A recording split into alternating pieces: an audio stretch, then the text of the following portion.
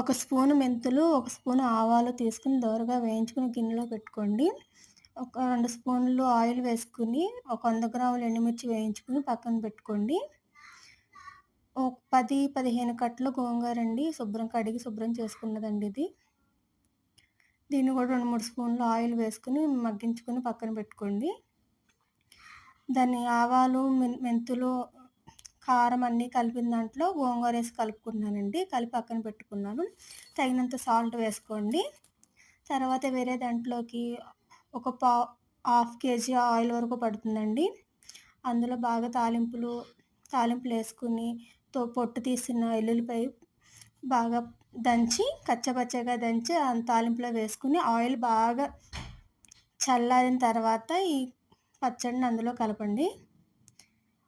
తర్వాత ఒక గాజు సీసాలో స్టోర్ చేసుకోండి. 1 ఇయర్ వరకు నిల్వ ఉంటుందండి.